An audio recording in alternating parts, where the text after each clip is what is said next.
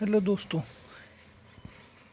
पिछले टॉपिक में हमने पढ़ा प्रत्याहार निर्माण और माहेश्वरी सूत्र। इस टॉपिक में हम पढ़ेंगे संस्कृत वर्णमाला। वर्णमाला संस्कृत में दो आधार पर दी गई है। पहली है माहेश्वर सूत्रों के आधार पर वर्णमाला और दूसरी है पाणिनीय शिक्षा के आधार पर वर्णमाला। अब माहेश्वर सूत्र यूँ तो पाणिनि ने दिए हैं, इसलिए माहेश्वर सूत्र के आधार पर वर्णमाला भी पाणिनि ने दी है। लेकिन पाणिनीय शिक्षा के आधार पर वर्णमाला ये पाणिनि ने नहीं दी है। ये पाणिनि की शिक्षा पर आधारित उसके बाद में चली हुई वर्णमाला है, जिसका मुख्य उपयोग वैदिक क्रियाओं में होता है। तो माहेश्वर सूत्र के आधार पर जो वर्णमाला है उसका उपयोग व्याकरण में किया जाता है, जबकि पाणिनीय शिक्षा के आधार पर उपयोग वैदिक क्रियाओं में किया जाता है। आगे हम चलते हैं माहेश्वर सूत्रों के आधार पर वर्णमाला। अब इसके आधार पर स्वर के लिए सूत्र दिया गया है स्वयं राज्यन्ते इति स्वरा, यानी कि स्वयं सुशोभित होने वाले वर्ण को स्वर कहा जाता है। अर्थात स्वरों का उच्चारण स्वतंत्रता पूर्वक होता है। इनके उच्चारण में किसी आश्रय की आवश्यकता नहीं होती। इस प्रकार से 5 मूल स्वर और 4 संयुक्त स्वर दिए गए हैं, जिसमें अ, ई, उ, री, री ये तो मूल स्वर है, जिसे अक प्रत्याहार से अ, ई, ऊण, री, री, क इस तरीके से अक प्रत्याहार। और संयुक्त स्वर है आई, औ, आई, ए, औ, आई, औ, यानी कि ए, ओंग और आई, औ, च। इनसे मिलकर के जो प्रत्याहार बनता है वो बनता है एच प्रत्याहार। इसलिए स्वर के लिए पूरा एक प्रत्याहार बन गया अच, जिस तरीके से 9 स्वर होते हैं। इसी प्रकार व्यंजन वो होते हैं जिनको बोलने के लिए स्वरों के आश्रय की आवश्यकता होती है। व्यंजन वर्णों का उच्चारण स्वरों के अधीन होने के कारण इन वर्णों को परतंत्र वर्ण भी कहा जाता है। व्यंजन 3 प्रकार के होते हैं। पहला है स्पर्श, इसके लिए यय प्रत्याहार है। स्पर्श के लिए एक सूत्र है कादयोः महावसानः स्पर्शा। तो स्पर्श वर्ण क से लेकर के म तक होते हैं। क वर्ग, च वर्ग, ट वर्ग, त वर्ग, प वर्ग। इस प्रकार से ये 5 वर्गों के 25 वर्ण। इन वर्गों को कु, चू, टू, तू, पू ये कहा जाता है संस्कृत में। कु, चू, टू, तू, पू। कु का मतलब है क वर्ग, और जो इसमें ऊ है ये ऊ की इत संज्ञा हो जाती है। इस तरीके से इसको दिया गया है। और इसी तरीके से कु, चू, टू, तू, पू 5 वर्गों के 25 वर्ण ये होते हैं स्पर्श वर्ण। दूसरे अंत्यस्थ वर्ण। अंत्यस्थ वर्ण में य, व, र, ल ये चारों वर्ण अंत्यस्थ होते हैं। यहाँ पे एक ध्यान रखने वाली बात ये है कि हिंदी में ये य, र, ल, व होते हैं, जबकि संस्कृत में इनका क्रम य, व, र, ल ये होता है। फिर इसके आगे आते हैं ऊष्म वर्ण, जिनको बोलते समय ऊष्मा का संचरण होता है। ये शल प्रत्याहार से दिए गए हैं। ऊष्म वर्ण स, श, स, ह ये इनका क्रम है। ये 4 वर्ण ऊष्म वर्ण हो गए। इस तरीके से कुल व्यंजन हो गए 25 तो स्पर्श, 4 अंत्यस्थ और 4 ऊष्म, कुल 33 वर्ण व्यंजन वर्ण हो गए। तो इस तरीके से कुल वर्ण 9 तो स्वर हो गए और 33 व्यंजन हो गए, अतः 42 कुल वर्ण हो गए, जिसे अल प्रत्याहार से दिया जाता है। अच प्लस हल बराबर अ, ल, अल। ठीक है। अब कुछ ऐसे भी व्यंजन हैं जिनकी गणना संस्कृत में वर्णमाला में नहीं की गई है, जैसे कि क्ष, क्ष, त्र, ज्ञ, श्र, ध्य इस तरीके के जो वर्ण हैं इनकी गणना संस्कृत वर्णमाला में नहीं की गई, क्योंकि एक संयुक्त स्वर होते हैं, मिश्रित स्वर होते हैं। ये मिश्रित व्यंजन होते हैं, कुछ 2 व्यंजनों के मिलने से बन रहे। जैसे कि क्ष बनता है क और श से, त्र बनता है त, र, ज्ञ बनता है ज और य से, श्र बनता है श, र, ध्य बनता है द, य, द्व बनता है द, व, ध बनता है द, ध, और हम बनता है ह और म। अब कुछ ऐसे भी वर्ण होते हैं जिनका पाठ माहेश्वर सूत्रों में नहीं किया गया। इनको कहा जाता है अयोगवाह वर्ण। तो अयोगवाह वर्णों के लिए सूत्र है यद अयुक्ता वहंती तद अयोगवाह। अर्थात ऐसे वर्ण या चिन्ह जिनका पाठ महेश्वर सूत्रों में नहीं किया गया फिर भी इनका लेखन या पठन के समय इनका प्रयोग किया जाता है, तो ये अयोगवाह होते हैं। अब अयोगवाह में सबसे पहले देखते हैं अनुस्वार। अनुस्वार का मतलब है ये अ के ऊपर जो बिंदु लग रही है इसको अनुस्वार, अंग अंग पढ़ते हैं इसको। दूसरा है विसर्ग, ये जो अ के आगे जो दो बिंदु लग रही है इस प्रकार से इसको विसर्ग पढ़ते हैं। अ के बाद स्थित इस चिन्ह को विसर्ग कहा जाता है, इसको ही विसर्जन ये भी कहा जाता है। एक हो गया अनुस्वार, दूसरा विसर्ग, तीसरा है अर्धविसर्ग। अर्धविसर्ग इसमें दो प्रकार के दिए गए हैं, पहला है जिह्वा मूल्य और दूसरा है उपदमानीय। मतलब कि किसी स्वर के बाद में अर्धविसर्ग दिया हुआ हो। अर्धविसर्ग के लिखने का तरीका होता है ऐसा और ऐसा, यानी कि जो ये पूरा विसर्ग होता है इसका आधा हिस्सा और इसका आधा हिस्सा, इस तरीके से अर्धविसर्ग होता है। तो स्वर उसके आगे अर्धविसर्ग और उसके आगे या तो क और ख हो, क और ख हो तब तो ये जिह्वा मूल्य कहलाएंगे, और प या फ हो तो ये उपदमानीय कहलाते हैं। ये एक ध्यान रखने वाली बात है, दोनों होंगे अर्धविसर्ग के बाद में। जैसे कि बालकः क्रीडति, अब ये क आ गया यहाँ पे क्रीडति में, इसलिए इसको जिह्वा मूल्य कहा जाएगा। इसी तरीके से बालकः पठति, यहाँ पे प आ गया इसलिए इसको उपदमानीय कहा जाएगा। तो ये जिह्वा मूल्य उपदमानीय हो गए। तो ये चल रहे अपने अयोगवाह वर्ण। अयोगवाह वर्ण में अनुस्वार, विसर्ग, जिह्वा मूल्य, उपदमानीय। फिर आते हैं यम।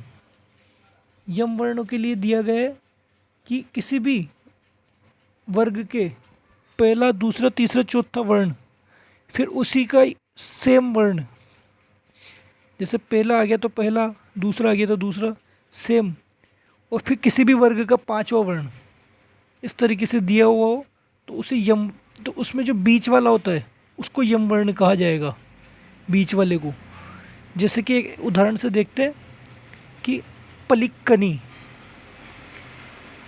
पलिक्कनी, तो ये क, फिर दोबारा पहला ही अक्षर, जैसे पहला अक्षर आ रहा है क तो दूसरा भी क, फिर न, किसी भी वर्ग का पांचवा अक्षर, ये हो गया पलिक्कनी।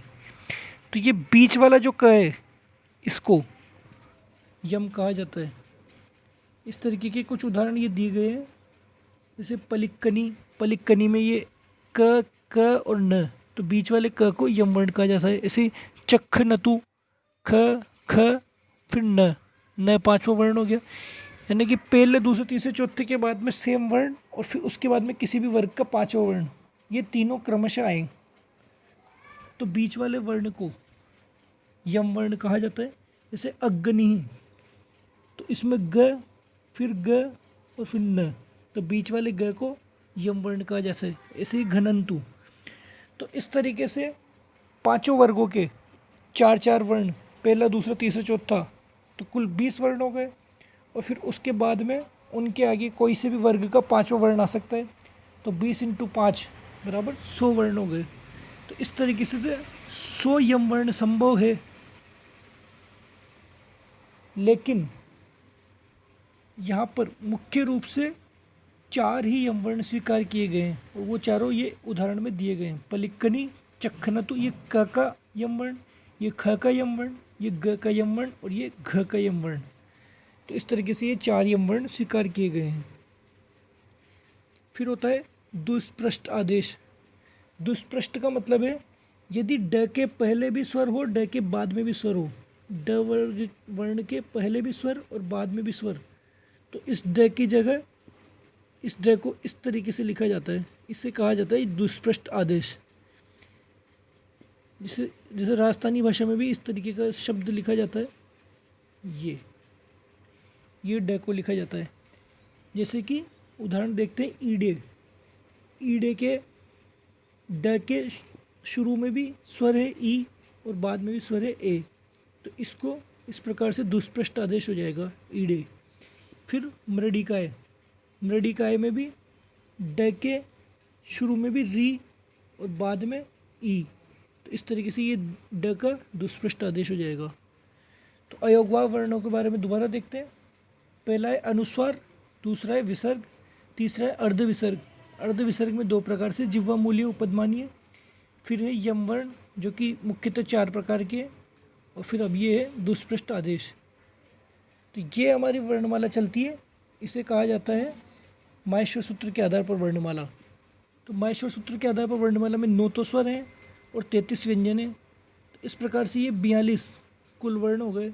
42 वर्णों के बाद में इसमें कुछ संयुक्त व्यंजन दिए हुए हैं जिनकी गिनती नहीं होती वर्णमाला में, ये संयुक्त व्यंजन है। और कुछ अयोगवाह वर्ण दिए गए हैं जिनका भी माहेश्वर सूत्रों में तो उपयोग नहीं किया गया, लेकिन लेखन पठन के समय इनका उपयोग किया जाता है, ये अयोगवाह वर्ण है। तो ये तो हो गए माहेश्वर सूत्र के आधार पर वर्णमाला जो कि पाणिनि के द्वारा दी गई। अब दूसरी वर्णमाला देखते हैं, पाणिनीय शिक्षा के आधार पर वर्णमाला। पाणिनीय शिक्षा के आधार पर वर्णमाला में भगवान शंभू के मत में 63 या 64 वर्ण दिए गए। उसमें थे 42 कुल, इसमें थे 63 या 64 वर्ण दिए गए। और भगवान शंभू वही भगवान शिव ही है, शंकर, पर इनका नाम वहाँ पे शंभू दिया गया है, इसलिए इसमें भी शंभू लिख दिया गया। तो यहाँ पे 63 या 64 वर्ण होते हैं, जिसमें से स्वर देखते हैं। स्वर होते हैं 21 या 22। अब स्वर कैसे? प्रत्येक स्वर इसमें 3 प्रकार से बताया गया है कि एक तो स्वर का जैसे मूल स्वर है अ, इसे कहा गया ह्रस्व। फिर इसका दीर्घ यानी कि अ का दीर्घ हो गया आ, इसे दीर्घ कहा गया। फिर एक होता है जिसमें और लंबी आवाज़, जैसे किसी को आवाज़ लगाते हैं अपन, तो उसमें आखिरी वाला स्वर थोड़ा लंबा चला जाता है। या मुर्गे की बाग होती है, उसमें भी तीसरी वाली बाग होती है, वो लंबी जाती है। तो ऐसे जो जिनका उच्चारण थोड़ा और लंबा होता है, दीर्घ से भी ज़्यादा हो, उसको प्लुत कहा जाता है। और प्लुत के लिए ये जैसे ह्रस्व 1 मात्रिक है, दीर्घ 2 मात्रिक है, तो प्लुत 3 मात्रिक होता है, इसलिए इसको 3 करके लिखा जाता है। जैसे कि अ के आगे 3, इसको पढ़ते हैं प्लुत अ। तो इस प्रकार से प्रत्येक स्वर 3-3 प्रकार का होगा, ह्रस्व, दीर्घ और प्लुत। ये पाणिनीय शिक्षा के अंदर चल रहा है। तो इस प्रकार से अ, ई, उ, री, इन चारों वर्णों के ह्रस्व, दीर्घ और प्लुत तीनों होते हैं। तो इसलिए ये 12 वर्ण हो गए, 4 × 3। फिर ए, ओ, ऐ, औ, ये खुद साधारण रूप में ही एक दीर्घ रूप है, क्योंकि ये 2 स्वरों के मिलने से बन रहे हैं, संयुक्त स्वर हैं। तो इसलिए ये ह्रस्व नहीं हो सकते, दीर्घ ही होते हैं। तो दीर्घ तो ये खुद है, और फिर इनके प्लुत बनते हैं। तो ये 4 × 2 यानी कि ये 8 हो गए। फिर एक री, री को कुछ जगह पर तो ह्रस्व और प्लुत दोनों माना गया है, और कुछ जगह पे केवल ह्रस्व माना गया है। इसलिए जहाँ पर अगर इसको एक माना जाए, केवल ह्रस्व माना जाए, तो ये 21 स्वर हो गए, और ह्रस्व और प्लुत दोनों माना जाए तो ये 22 स्वर हो गए। इस प्रकार से स्वरों की संख्या 21 या 22, जो वो 63 या 64 जो दिया गया है कुल कुल ये वर्ण, तो ये 63 या 64 वर्ण इसी प्रकार से दिए गए हैं क्योंकि स्वरों की संख्या 21 और 22 हो रही है, और वो केवल ली की वजह से, जो कि प्लुत और ह्रस्व प्लुत दोनों माना जाता है। फिर है शेष वर्ण। अब इसमें व्यंजन नहीं दिए गए, स्वर के बाद में जो दिए गए वो शेष वर्ण दिए गए हैं। शेष वर्णों में इसमें सभी को शामिल कर लिया गया। कैसे? कि स्पर्श 25, 4 अंत्यस्थ, 4 ऊष्म। अब अंत्यस्थ होता है यह व रल, और ऊष्म होता है श श श ह। इसलिए यह से शुरू होता है तो इसको यह आदि इस तरीके से लिखा जाता है, इसलिए इसको यादि यादि के रूप से संकेत दिया गया है। तो 25 स्पर्श, 4 अंत्यस्थ, 4 ऊष्म, फिर 1 अनुस्वार, 1 विसर्ग, 1 जिह्वा मूल्य, 1 उपदमानीय और 4 यम। जिह्वा मूल्य क और ख दोनों का जो होगा वो जिह्वा मूल्य कहलाएगा, और प और फ का होगा वो उपदमानीय कहलाएगा। तो इसलिए इनको 2-2 नहीं, 1-1 ही गिनेंगे। यम 4 और 1 दुष्पृष्ठ। इस प्रकार से इन सब का योग ये होते हैं 42। इसलिए 42 + 21 या 22 बराबर हो गए 63 या 64। इस प्रकार से कुल वर्ण होते हैं। जबकि माहेश्वर सूत्र के आधार पर कुल वर्ण 9 स्वर थे और 33 व्यंजन थे, तो वो हो गए थे 42 कुल। तो ये हो गई माहेश्वर सूत्रों के आधार पर और पाणिनीय सूत्रों के आधार पर। अब कुछ एक पारिभाषिक शब्दावली है, जैसे कि ह्रस्व क्या होता है, एक मात्रिक स्वर होता है। दीर्घ क्या होते हैं, दो मात्रिक स्वर होते हैं। प्लुत क्या होते हैं, तीन मात्रिक स्वर होते हैं। इसी प्रकार से एक होते हैं अननुनासिक, यानी कि जो अनुनासिक नहीं हो, जो अपन नॉर्मल रूप में पढ़ते हैं वो अननुनासिक स्वर होते हैं। लेकिन जो अनुनासिक है, अनुनासिक जिसमें चंद्र बिंदु जो नाक और मुंह से बोले जाएं, वो अनुनासिक होते हैं। यानी कि इनका सूत्र है मुख नासिका वचनों अनुनासिक है। जो मुख और नासिका दोनों से बोले जाएं उन वर्णों को अनुनासिक वर्ण कहा जाता है। इस प्रकार से जैसे कि अ है, ये अननुनासिक है, जबकि अ के ऊपर ये बिंदु चंद्र बिंदु लग जाती है तो ये अनुनासिक है। यह है अननुनासिक, यह के ऊपर चंद्र बिंदु, ये अनुनासिक, जो मुख और नाक से बोले जाते हैं। अब इस प्रकार से व्यंजनों में तो केवल तीन व्यंजन है जो अननुनासिक और अनुनासिक दोनों प्रकार के होते हैं। ये व्यक्त य, व और ल, ये तीन ही व्यंजन ऐसे जो दोनों प्रकार के होते हैं। य, व और ल व्यंजनों में जो अनुनासिक और अननुनासिक दोनों होते हैं। लेकिन स्वर में ये सभी अननुनासिक और अनुनासिक सारे होते हैं। तो स्वरों में एक विभाजन दिया गया है।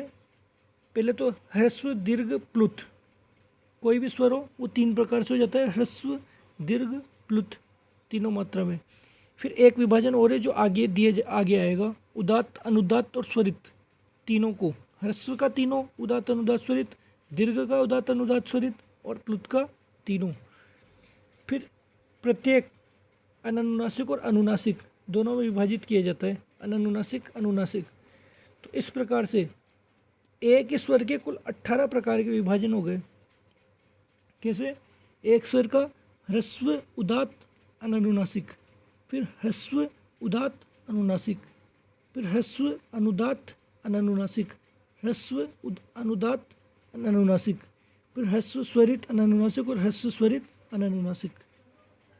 तो इस प्रकार से एक स्वर के 6 ह्रस्व में, 6 दीर्घ में और 6 प्लुत में, इस प्रकार से 18 विभाजन हो गए। तो देखते हैं कौन से स्वर के कितने विभाजन हो रहे हैं।